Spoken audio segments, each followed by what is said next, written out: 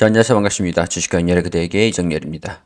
자, 무료방 운영하고 있으니까 많은 관심 부탁드립니다. 종목들도 이렇게 상세하게 안내드리고 뉴스나 정보들도 함께 안내드리고 있습니다.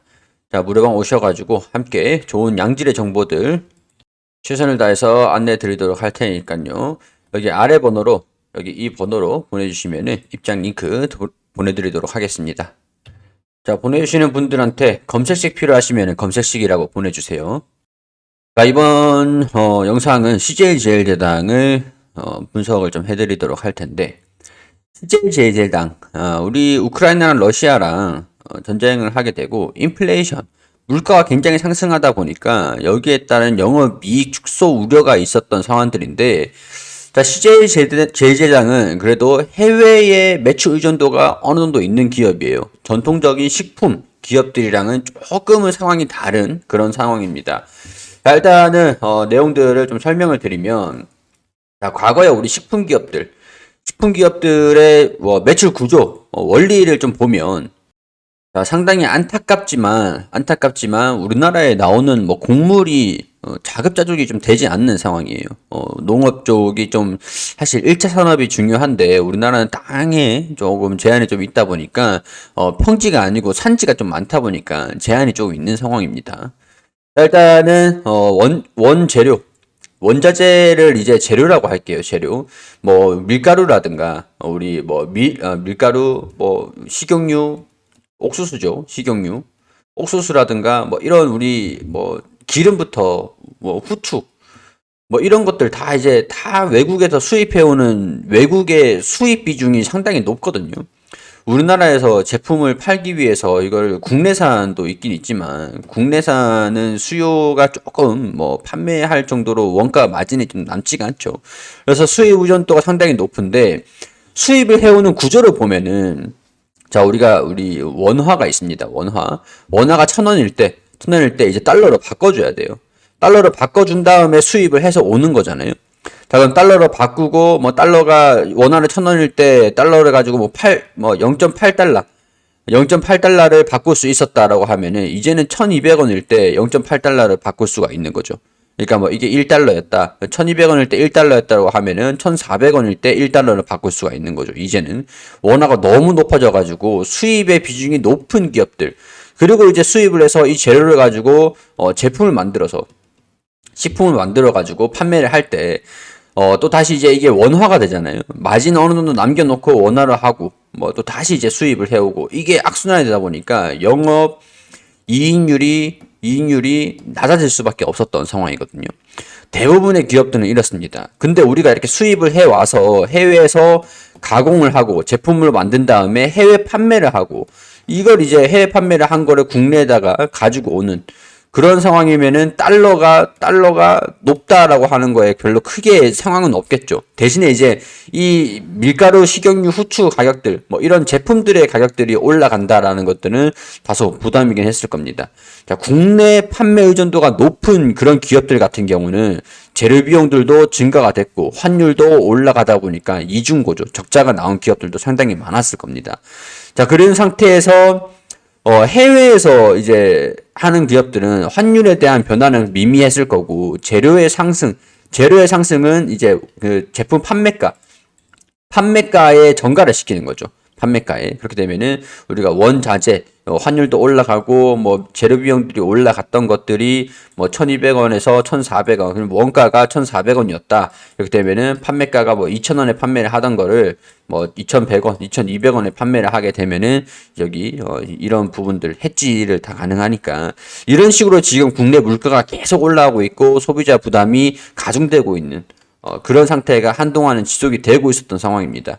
이제는 또 물가가 좀 안정화가 되고 있는 그런 과정 중에 있다 보니까 일단은 금리 인상 강도도 줄어들고 뭐 이런 부분들도 있지만 달러 강세도 좀 주춤하고 있는 상황들이긴 하지만 일단 우리가 식품 쪽에 그동안 해외 의존도가 높은 식품 기업들이 몇 없었어요. 그중 하나가 CJ 제일제당입니다. 그중 하나가.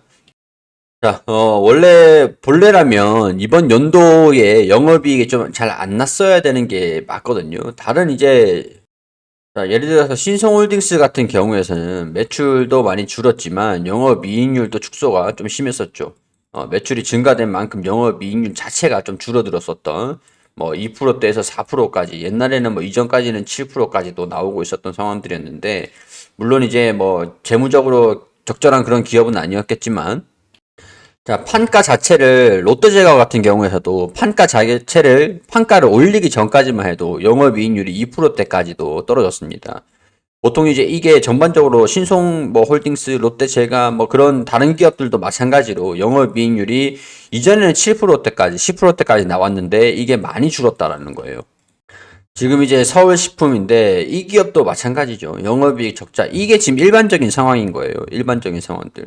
영업이익률도 대폭 줄어들고 적자가 좀 나오고 있었다. 원래 해외 의존도가 낮은 기업은 보통 이렇습니다. 나름대로 이제 선방하고 있는 게 오뚜기. 오뚜기 같은 경우는 영업이익률도 나름대로 이제 선방을 하고 있는 게 한 이 정도 수준들이고요. 빙그레 같은 경우에서도 판가 인상하기 전까지는 조금 판가를 인상하고 영업이익률이 많이 좋아졌는데 그 전까지는 영업이익률이 좀 안 좋았었던 그런 상황들이고 그나마 선방하고 있는 샘표식품 그리고 뭐 농심도 영업이익률 자체는 뭐 이 정도면은 나름대로 선방한 수치라고 할 수 있겠죠. CJ 제일제당 말고도 오리온도 영업이익률이 굉장히 좋습니다. 지금 이런 기업이 사실 잘 없거든요. 영업이익률이 오리온은 특출나게 좋은 상황들.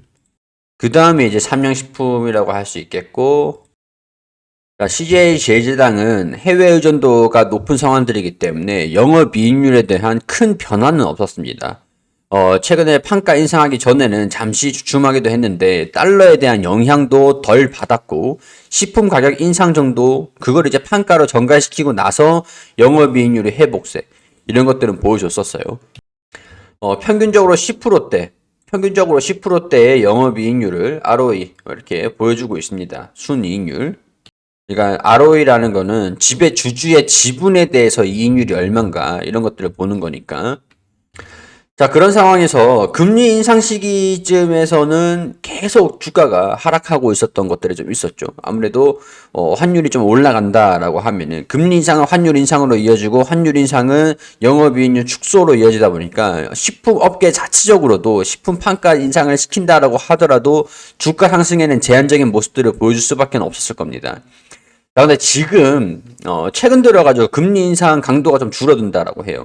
그렇기 때문에 환율에 대해서 조금 환율 자체가 좀 안정적인 그런 모습들을 보여주기 시작을 한 거고 아직까지 우려감들이 없는 상황들은 아니다라는 거. 자, 그리고 이번에 12월 15일에 FOMC 금리 결정이 예정이 되어 있습니다. 50bp, 0.5%가량 빅스텝을 예상을 하고 있는데 이전에는 빅스텝이 아니라 4연속, 5연속 자이언트 스텝이 진행이 좀 되고 있었던 상황들이었죠. 그렇기 때문에 금리 인상에 대한 우려감들이 계속 반영이 되고 있다가 지금도 금리 인상 시기가 다가오면서 도래하면서 지금 금리 인상에 대한 우려감들 이런 것들이 좀 반영이 되고 있는 상태라고 볼 수 있을 것 같아요. 완전히 안정이 될 때까지는 시간이 좀 필요하다. 적어도 금리 인상이 있을 12월 15일 이후에 우리가 좀 기대를 해봐야 된다라는 것들 참고하시면 좋을 것 같아요. 자, 그렇기 때문에 공매도에 대한 부분들이 계속 증가가 되고 있는 상황들이죠. 뭐 이전에도 공매도가 높은 편이긴 했었지만 식품 업종들은 아직까지도 좀 괴롭다. 이렇게 보시면 될 것 같습니다. 자, 12월 15일까지는 주가가 떨어지지 않고 우행보하는 것만으로도 긍정적이다. 이렇게 봐야 될 것 같아요. 그 이후에 이제 회복하는 모습들 보여주자고요. 그러면은 대응을 언제 잡아야 되느냐? 금리 인상이 결정이 되고 난 다음에 주가 움직임들을 보면서 대응을 잡아가는 게 현명한 방법이 될 수가 있겠죠. 시기적인 부분들로서. 자, 우리 리포트가 하나투자증권에서 나온 리포트가 있습니다. 이걸 좀 살펴보도록 하면, 자, 식품 바이오 쪽으로, 산업을 좀 재편을 한다. 과거 식품 바이오 FNC로 구성되어 있던 사업 포트폴리오를 식품 FNT 바이오 FNC로 재편을 한다.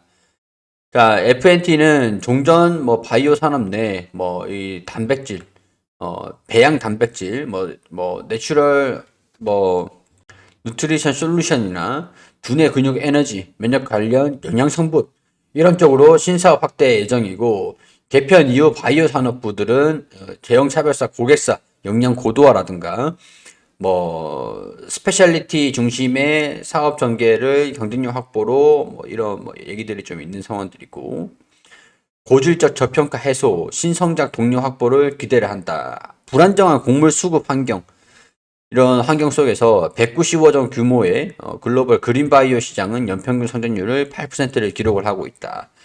사료용 아미노산 시장에 진출한 이후 균주 개발, 수율 개선을 통한 생산성을 제고를 하고 있다. 이런 내용들도 있는 상황들이고, 뭐 이런 성장 동력으로 삼을 수 있을 구조에 대한 개편이 좀 있을 것이다. 이런 내용들이 좀 있는, 이게 사실 애널리스트 간담회가 좀 있었거든요. 단기 실적을 우려감들이 좀 있는 상태인 것 같은데, 바이오 쪽 산업을 집중을 하면서 파이프라인도 늘리고 기술 수출도 두 건을 하겠다. 이 화이트 바이오 같은 경우에서는 2025년도까지 6.5만 톤 캐파 확대를 목표로 하고 있고, 자, 레드 바이오 같은 경우에서는 마이크로 바이옴 신약 파이프라인을 좀 강화를 하겠다. 뭐 이런 얘기들이 좀 나왔던 것 같습니다. 저는 일단 이런 것들은 뭐 장기적인 부분들, 신성장 동력이니까 장기적인 모멘텀이라고 보고 있고, 고질적인 저평가가 해소가 되기 위해서는 신성장 동력을 확보를 해야 된다. 가장 중요한 거는 불안정한 곡물 수급 환경이라고 봅니다. 이런 뭐 얘기들의 회사가 좀 생각을 하고 있는 방향은 있는 것 같아요.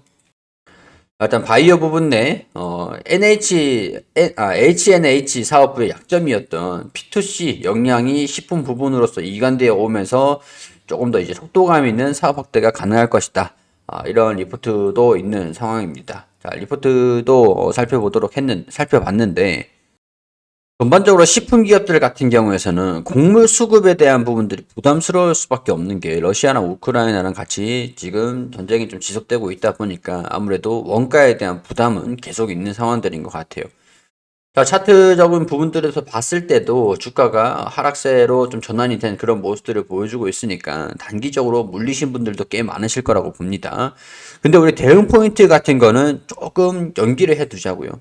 주가가 여기 추세를 이탈할 때 비중을 좀 축소를 하셨다면 좋았겠지만, 축소를 못 하신 분들 같은 경우에서는 36만 원 부분들 감안을 좀 해두시고, 이 부분들이 우리 장기 지지 구간이기도 했으니까 천일선도 여기 위치에 있네요.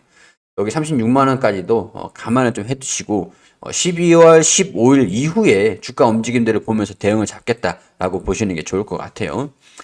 자, CJ 제일제당 여기서 여기까지 참고를 해주시고 도움이 되셨기를 바라겠습니다. 도움 되셨다면 구독과 좋아요 부탁드리고, 우리 무료방들 운영을 좀 하고 있는 상황들이니까 많은 신청, 많은 관심 부탁드리도록 하겠습니다.